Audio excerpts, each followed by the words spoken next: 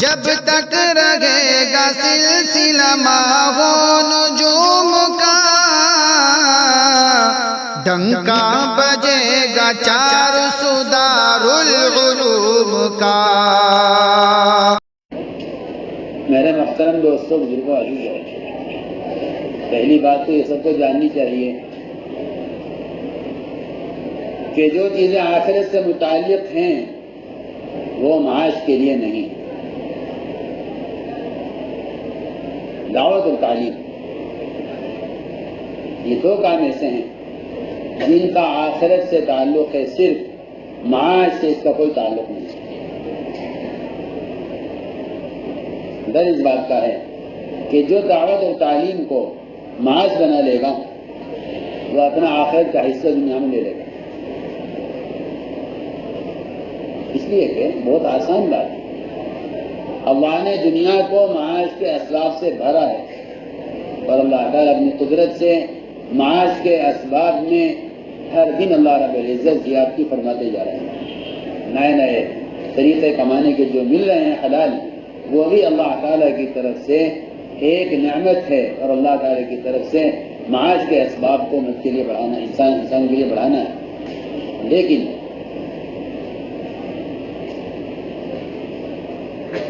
دعوت اور تعلیم کو معاش کے لیے اختیار کرنا،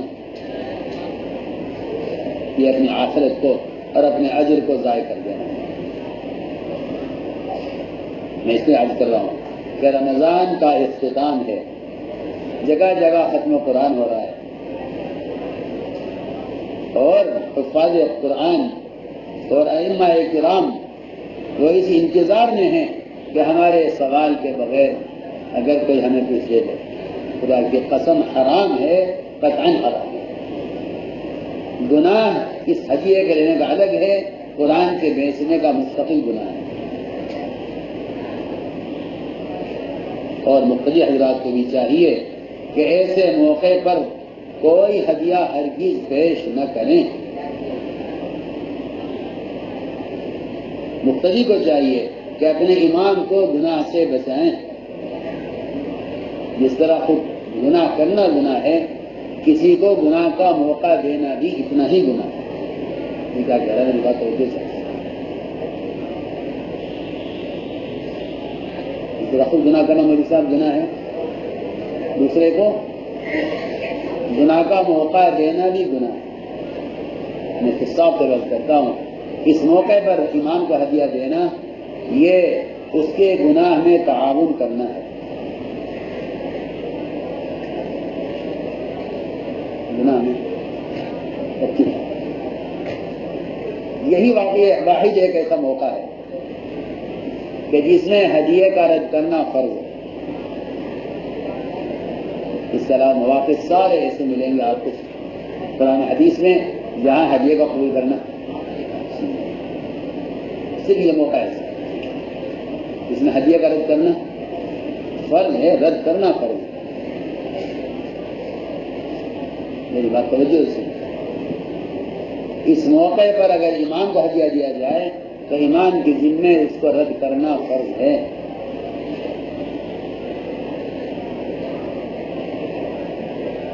اور یہ کہتا ہے جی میں نے تو سوال کیا نہیں، میں کہا یہاں سوال کا سوال ہی نہیں ہے، یہاں تو آپ کے قرآن بیچنے کا سوال ہے۔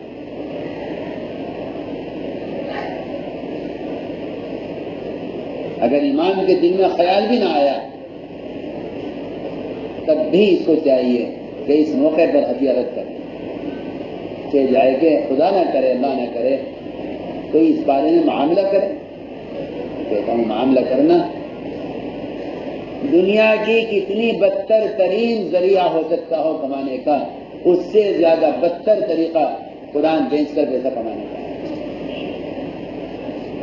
تراویح کو بیچ کر پیسہ کمانا یہ دنیا کی تمام بدتر کمائیوں میں سے سب سے بدتر کمائی ہے، اگر کوئی اس کا ارادہ کرتا ہے۔ سچ ہے۔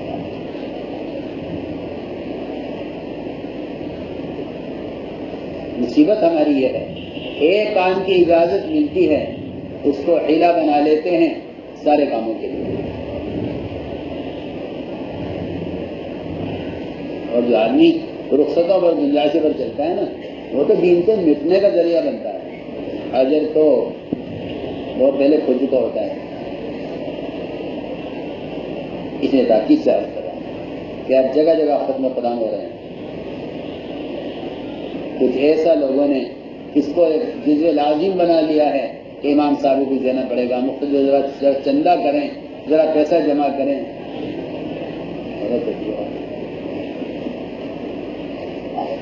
امام صاحب کو ہدیہ دینا ہے, مفتی صاحب کی ہمت کریں. جو مالدار قسم کے لوگ ہیں وہ صرف ریا اور سنت کے لیے اور صرف محلے والوں پر دھاک دکھانے کے لیے, اور ان کا عرض کرنا اچھی بات نہیں ہے, اماموں کو ذلیل کرنے کے لیے.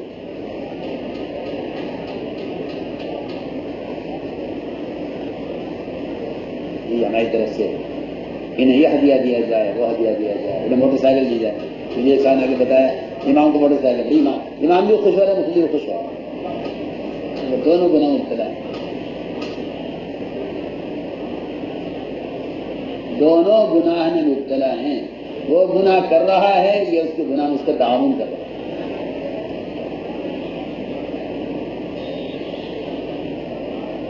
خرابی تو بہت دور کی چیز ہے. کسی کو قرآن سکھلا دیا اگر اور اس نے سوچا کہ انہیں کیا ہدیہ دیا جائے. دیکھو میں پہلے تمہیں ایک حدیث سنا تھا, حدیثی شاید مقولہ ہے صحابی کا, عبداللہ بن شاید کا مقولہ کہ اللہ کے راستے میں نکلنے والے کو اگر میں اس کے جہاد میں نکلنے کے سامان کی تیاری میں ایک رسی اس کو دے دوں یا ایک کوڑا اس کو دے دوں جو سفر میں کام آ جائے, وہ میرے لیے حج پر حج کرنے سے زیادہ بہتر ہے.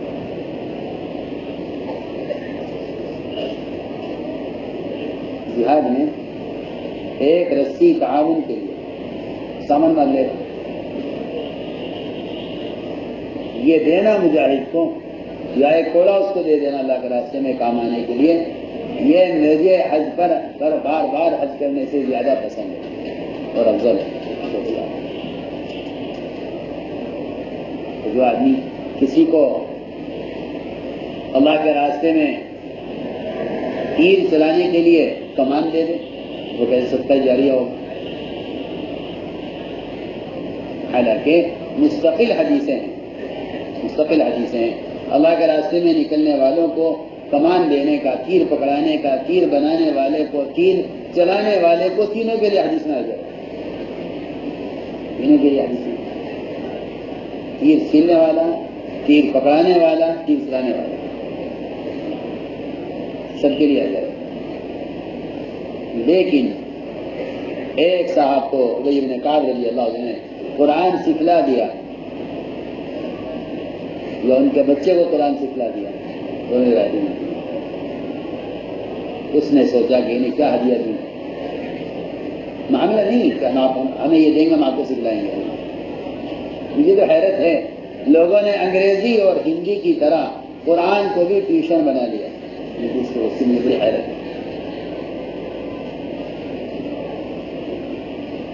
قاری صاحب آتے ہیں گھر میں 2 گھنٹے بچوں کو پڑھاتے ہیں, پیسے دیتے ہیں. کیوں تم گھر قرآن بھیجتے دیتے ہو؟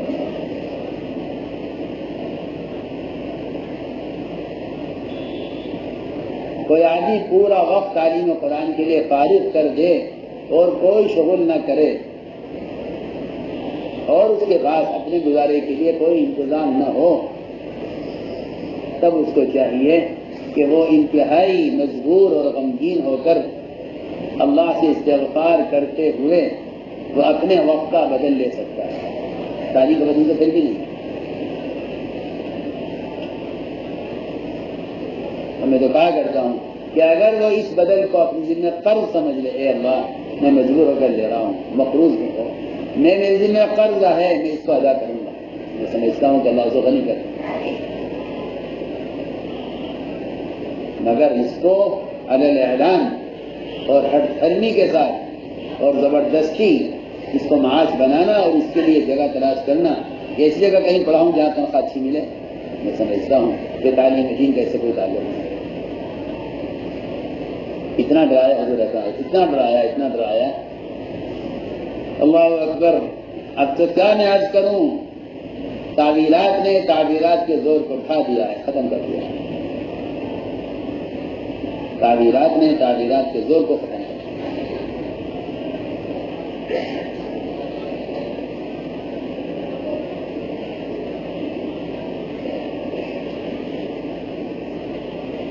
ابی ابن کعب رضی اللہ عنہ کمان لے لی کہ جی حجی میں کمان لینی چاہیے تاکہ یہ اللہ کے راستے میں تیر چلاتے رہیں گے، ہمیں اجر ملتا رہے گا.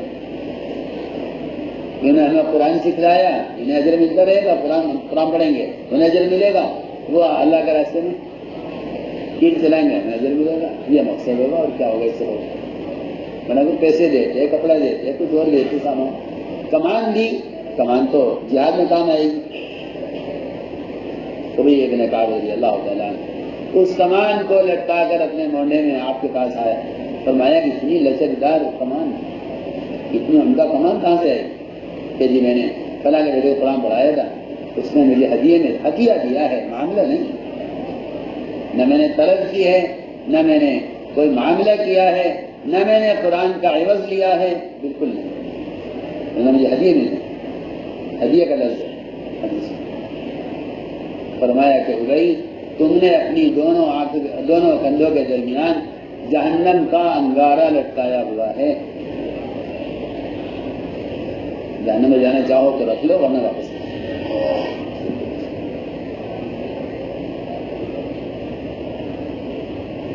اور اب ایسا مزاج بن گیا ہے لوگوں کا، وہ تو تعلیم دین، تعلیم حدیث یا قرآن پڑھاتے ہوئے کوئی مشغلہ یا کوئی تجارت کرنے کو اب عیب سمجھنے لگے ہیں. کسی زمانے میں اجرت عیب تھا، اس زمانے میں اپنا کوئی انتظام کرنا عیب بن گیا ہے. کیسا چلتا ہے نظام سارا.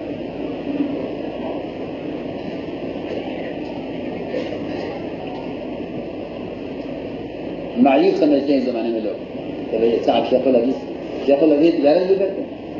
میں تو سوچتا ہوں، میں نے کہا کسی ولی کامل یا کسی دیندار یا کسی محدث اعظم کا تجارت کرنے کو عیب سمجھنا شاید یہ کفر کی خصلت ہے.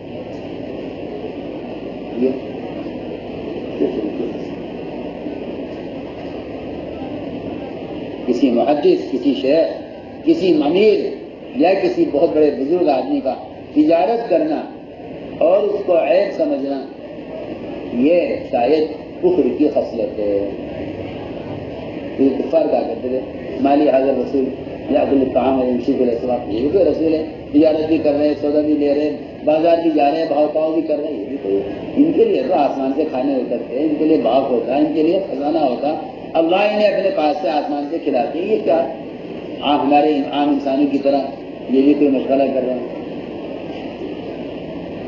بہت اہم بات ہے. کسی اللہ والے بڑے سے بڑے بزرگ کو اگر کوئی دنیا کا مشغلہ کرتے ہوئے دیکھ کر یہ تعلیم دین کے ساتھ اگر وہ اپنے گزارے کے لیے کوئی انتظام یا تجارت یا زراعت کرتا ہے اور اس کو کوئی مسلمان مایوس سمجھے تو وہ مسلمان سمجھ لے کہ اس کے اندر یہ کفر کی خصلت ہے. کیا ہے اور یہاں پہنچ گئے لوگ کہ اب لوگ اسے مایوس سمجھنے لگے ہیں کہ شیخ الحدیث صاحب دکان پر بیٹھے ہیں اور شیخ الحدیث صاحب کوئی حرفہ، کوئی پیشہ استعمال کریں دنیا کا. اب مسلمان اس کو مایوس سمجھنے لگا، جبکہ اسے کفار مایوس سمجھتے تھے کہ رسول کو تو چاہیے کہ وہ دین کا کام کرے، اللہ کا کام کرے، اللہ کھلائیں گے. دیکھو زندگی پر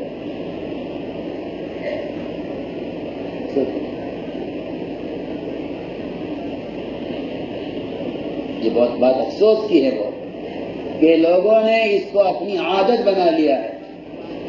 یہ بڑے افسوس کی بات.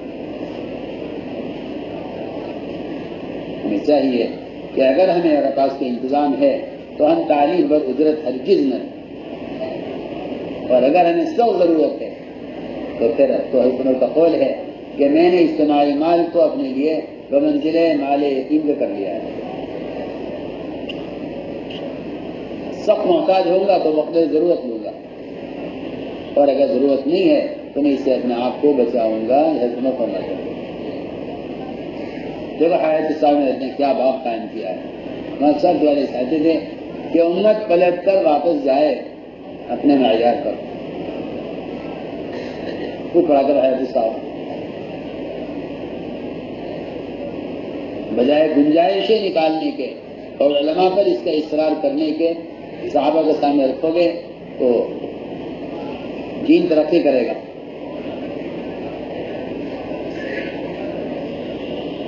قرآن کو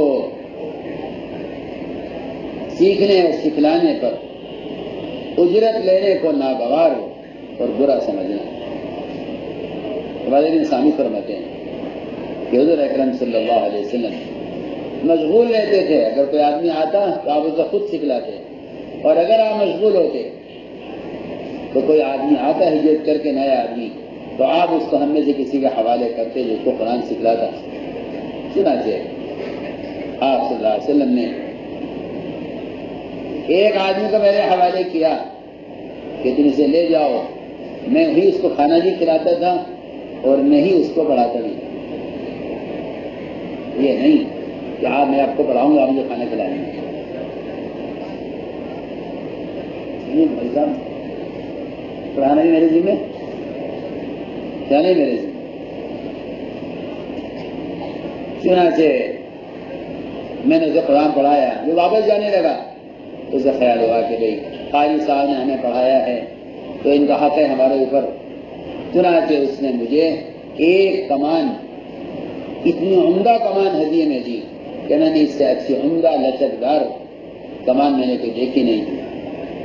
میں اسے لے کر آئے میں حاضر ہوا اور میں نے پوچھا آپ سے، یعنی کہ چلو دے دی رکھ لو۔ اتنا مسئلہ بھی آ کر معلوم کیا آپ صلی اللہ علیہ وسلم سے، آ کر میں نے عرض کیا یا رسول اللہ آپ کا کیا خیال ہے اس کے بارے میں؟ اس نے مجھے کمان دی ہے، ہدیے میں دی ہے، میرے مطالبے کے بغیر دی ہے، کیا آپ کی اس میں کیا فرمانا ہے، کیا خیال ہے آپ کا؟ نہ آپ نے یہ فرمایا تمہیں اشراف تو نہیں تھا، نہ یہ فرمایا تم نے سوال تو نہیں کیا تھا۔ یہ ساری چیزیں تو ان عام ہدیوں کے بارے میں ہیں جس کا تعلیم سے تعلم سے کوئی تعلق نہ ہو۔ آپ نے فرمایا تمہارے دونوں مونڈوں کے درمیان یہ آگ کا ٹکڑا ہے، جہنم کا انگارہ ہے جس کو تم لٹکائے ہو اپنے مونڈوں کے درمیان۔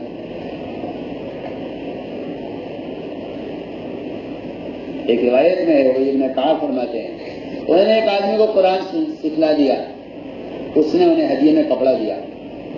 آج کل کپڑے بہت دیے جاتے ہیں امام صاحب کو جوڑا، امام صاحب کو کہاں سے لائیں گے بلا، کہاں سے شروع کیا یہ کام؟ اور ایسا جاہلوں میں تو ایسا لازم ہو گیا ہے یہ، انہوں نے اس کے انتظام کر لیا تو پھر ائمہ نے وہ مسجد راج کرنی شروع کی، جان اس ملے غصہ کو بحث کر۔ مجھے تو حیرت ہوئی، میں تو ڈوب گیا غم میں اس دن۔ ایک صاحب میرے پاس 10 رمضان کو آیا، میں نے کہا تم یہاں کہاں، تم تو اپنی مسجد میں قرآن سناتے؟ کہنے جی میں تو وہاں سے حیدرآباد سے آ رہا ہوں۔ حیدرآباد کیوں گئے تھے؟ یہاں کے رہنے والے۔ کہ جی قرآن سنانے گیا تھا۔ پھر کیوں آ گئے؟ بہت افسوس ہمیں ہوا، اس نے صاف کہا کہ جی ہم نے تو جو مطالبہ کیا تھا ہمارا مطالبہ پورا نہیں ہوا۔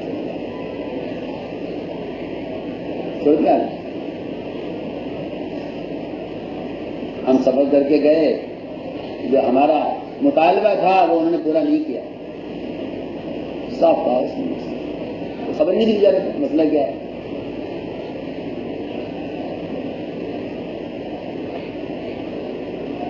اللہ مجھے معاف کر دے۔ لوگ تو بیچارے قرآن بیچنے کو یاد کر لیں گے، سنانے کو، اور وہاں ایک صحابی نے سورہ بقرہ اس لیے یاد نہیں کی کہ آپ نے فرمایا کہ سورہ بقرہ یاد ہو جائے گی اس کو میں جماعت کا امیر بنا دوں گا، تو میں نے اس درس سے نہیں یاد کی تو مجھے امیر بنا دیا۔ سوچے کسی کیا تھا کہ سیدھے سے صاحب اس درس سے کہ مجھے امیر بنا دیں گے، امیر بننا نہیں چاہتا میں، اور سورہ بقرہ یاد کر لوں گا تو مجھے امیر بنا دیں گے۔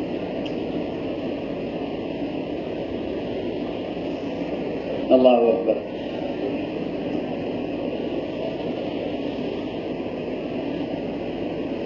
فرمایا کہ میں کعب رضی اللہ عنہ انہوں نے ایک آدمی کو سورت قرآن کی ایک سورت سکھلا دی. انہوں نے ہدیے میں کپڑا دیا. انہوں نے اگر حاصل کیا رسول اللہ کپڑا مجھے اس نے دیا ہے قرآن کی ایک سورت سکھلانے پر. فرمایا کہ تم نے اس سے جو کپڑا لیا ہے تم نے جہنم کا کرتا پہنا ہوا ہے. جہنم کا کرتا تمہیں پہنایا جائے گا اس کرتے کے لینے پر جو کرتا تم نے قرآن سکھلانے پر لیا ہے.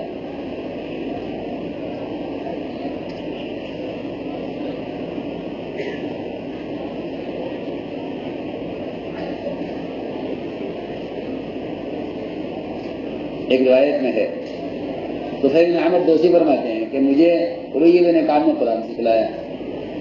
میں نے ان کے لیے ایک بہت عمدہ کمان ان کو میں نے ہدیے میں دی.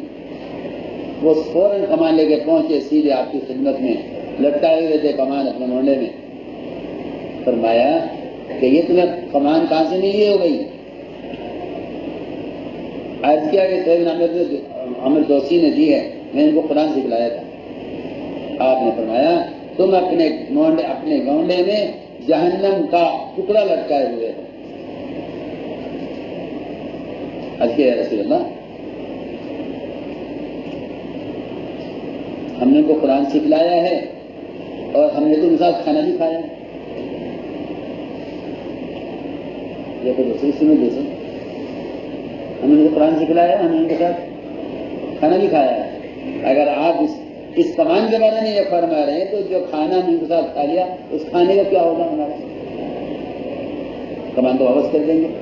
جو کھانا ہم نے کھا لیا ان کا وہ کھانا بھی تو ہماری قرآن سکھانے کا بدل ہو جائے گا. آپ نے فرمایا کہ جو کھانا تمہارے علاوہ اوروں کے لیے بنایا گیا تھا مگر تمہیں بلا لیا گیا تھا کھانے میں اس میں تو کوئی حرج نہیں.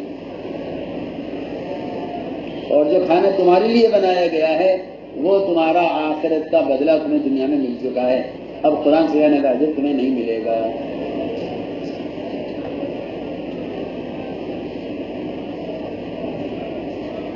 بس کیا کریں لوگ بیٹھے ہوئے گنجائش سے نکالتے رہتے ہیں. عزیمت کی طرف نہ کوئی آنے کو تیار نہ کوئی لانے کو تیار. فرمایا کہ اگر تم نے وہ کھانا کھایا جو تمہارے لیے بنایا گیا ہے فإنما تأكل بخلاقك پھر تو تم نے اپنے آخرت کا بدلہ قرآن سکھلانے کا دنیا میں لے لیا. طفیل بن عمرو کہتے ہیں کہ تمہارے کو خبر پہنچی کہ سعد رضی اللہ عنہ نے فرمایا ہے کہ جو آدمی یہ قرآن سیکھے گا قرآن پڑھے گا ہم اس کو 2000 وظیفہ دیں گے.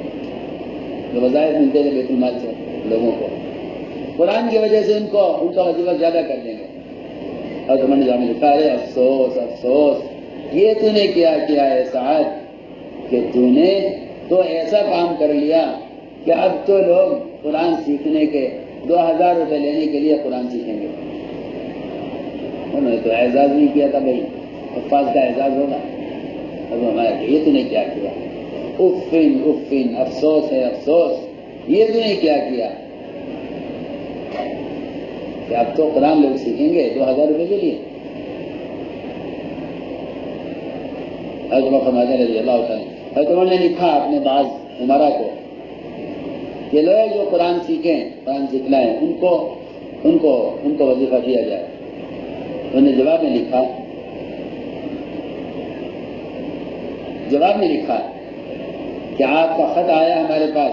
آپ نے فرمایا کہ لوگوں کو قرآن سکھلانے پر وظیفہ دیا جائے. تو فرمایا پھر تو وہ بھی سیکھیں گے جن میں قرآن کی تو رغبت نہیں ہے لیکن پیسہ لینے کی رغبت ہے. جن میں قرآن کی تو رغبت نہیں ہے ہاں پیسے کی وجہ سے سیکھیں گے وہ لوگ بھی داخل ہو جائیں گے اس میں. فرماتا رضی اللہ تعالیٰ عنہ اے علم سکھلانے والوں اور قرآن سکھانے والوں علم اور قرآن کے سکھلانے پر اس کا معاوضہ، اس کی قیمت نہ لو، ورنہ زناکار لوگ تم سے پہلے جنت میں داخل ہو جائیں گے۔ روایت میں زنات بھی ہے، روایت میں دنات بھی ہے، دونوں لفظ سے ہیں کہ کمینے لوگ تم سے پہلے جن میں داخل ہو جائیں گے۔ اس نے ہم نے عرض کیا، جو لوگ قرآن کی تعلیم پر معاوضہ لیتے ہیں، پہلی بات تو یہ ہے کہ وہ اپنا پورا وقت صارف کرتے ہیں بچوں کو تعلیم دینے کے لیے، اور اس کے ساتھ اور کوئی مشغلہ کر نہیں سکتے، جو ان کے پاس کوئی متبادل نہیں ہے، تو وہ اس وعید میں شامل نہیں ہوں گے، بشرطیہ کہ ان کے اندر اس پر ندامت ہو، تو ان کا آخرت کا اجر محفوظ رہے گا۔ میں اللہ کی ذات سے اس کی امید کرتا ہوں۔ بس یہ ضروری ہے کہ وہ اس کو غنائے نفس کے ساتھ، اور وہ اس کو یعنی نہ چاہتے ہوئے قبول کریں مجبوری میں، تو میں سمجھتا ہوں ان کا اجر محفوظ ہو سکتا ہے، بشرط یہ کہ وہ قرآن کی یا دین کی تعلیم دیتے ہوئے اپنے لیے کسی اور متبادل کا انتظام نہیں کر سکتے، ورنہ بہترین آج کل شراکت کے ایسے آسان اسباب معاش ہیں کہ آدمی فارغ رہ کر، بہت سے لوگ فارغ رہتے ہیں اور انہوں نے اپنی تجارت میں حصے ڈالے ہوئے ہیں، ان کی آمدنی کا ذرائع ہیں۔ اگر ایسا کوئی شخص ہے تو نہیں لینا چاہیے، اور اگر وہ مجبور ہے لینے پر تو استغنا کے ساتھ اور استغفار کے ساتھ اور ندامت کے ساتھ۔ اور میں سمجھتا ہوں کہ مالدار بننے کا آسان راستہ یہ ہے کہ اس کو اپنے ذمہ قرض سمجھ لے، تو پھر اللہ تعالیٰ اس کو غنی کر دیں گے۔ جو قرآن حدیث نے فرمایا کہ جو قرآن پڑھ کر یا پڑھا کر غنی نہ ہو، ہم میں سے نہیں ہے۔ تو بتاؤ بھائی، آپ لوگوں نے کیا عزم کیا، کیا ارادہ کیا؟ کیوں میں تو حضرت کی بات نقل کرتا ہوں، ایسا فرماتے تھے ان کفار کے جہل اور ان کے وقتی تجربات کی تعلیم دے کر تو مسلمان کو پلنے کا یقین ہے کہ حکومت تنخواہ دے گی، لیکن قرآن پڑھا کر پلنے کا یقین نہیں، جو رزاق کی ذات سے نکل کر آیا ہے۔ یہ حضرت کی بات نقل ہے۔ اہل فنون کا فن پڑھا کر تو مسلمان کو پلنے کا یقین ہے کہ حکومت تنخواہ دے گی، اسکول میں پڑھاتا ہوں، لیکن اللہ رزاق ہے، ایک ذات سے قرآن نکل کر آیا ہے، اس کے کلام کو پڑھا کر پلنے کا یقین نہیں۔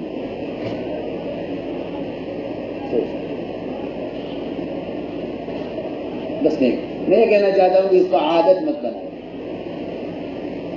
اس کو عادت مت بناؤ، اور اس کو مکروہ سمجھو اور اس سے نفرت کرو۔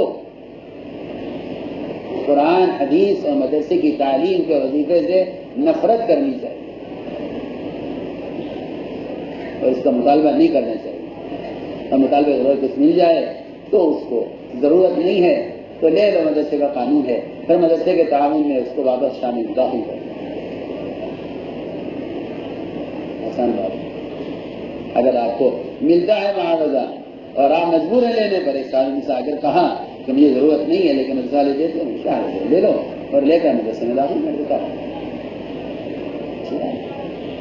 آپ کی طرف سے ڈبل تعاون ہوگا، تعلیم کا بھی تعاون ہوگا مدرسے کے لیے اور مالی تعاون بھی ہوگا مدرسے کے لیے، اور آپ کو اس کا ڈبل اجر ملے گا، ایک مالی تعاون کا اجر ملے گا، ایک دینی تعاون کا اجر ملے گا۔ کیوں مدرسہ ہے نا آسان راستہ ڈبل اجر کمانے کا۔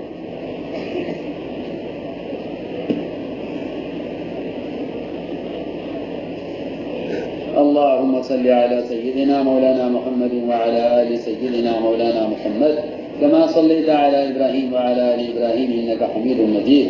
ربنا ظلمنا أنفسنا وإن لم تغفر لنا وترحمنا لنكونن من الخاسرين. اللهم إنا نستغفرك ونتوب إليك، اللهم إنا نستغفرك ونتوب إليك، اللهم إنا نستغفرك ونتوب إليك. ربنا آتنا في الدنيا حسنة وفي الآخرة حسنة وقنا عذاب النار. سبحان ربك رب العزة عما يصفون وسلام على المرسلين والحمد لله. بھائی بیٹھ جاؤ، آپ سب بیٹھ جاؤ۔ کیسے اٹھ گئے؟ بیٹھ جاؤ، تشریف رکھو، ہم بیٹھے ہیں، بات چل رہی ہے، مجلس ختم نہیں ہوئی تو کیسے اٹھ گئے؟ اور ضروری بات یہ ہے کہ اپنے ایمان کی اور اپنے سامان کی حفاظت فرمائیں. ایمان بنے گا دعوت سے، جتنا ایمان کی دعوت دیں گے اتنا ایمان بنے گا. اس میں خاتمہ کے لیے سنتوں کی پابندی کے ساتھ یہ دعائیں مانگی جائیں، اللہ پاک ہمارا خاتمہ بالخیر فرمائے. سامان کی حفاظت میں جو بھی آپ کا سامان ہو خود ہی اس کی نگرانی فرمائیں. موٹا کپڑا بچھائے وغیرہ نہیں سنائیں. صبح شادی سے 10 منٹ پہلے میں کر رہا جس کا مطلب کھانا پینا بند کر دیں، اللہ کے تو مطلب جڑ جائیں. اب سنت کے مطابق آرام فرمائیں، عبادت کریں. اللہ تعالیٰ ہم سب کو حج کی توفیق عطا فرمائے. صبح شادی انشاءاللہ 4:35 کریں. میں داخل ہوا حرم نبوی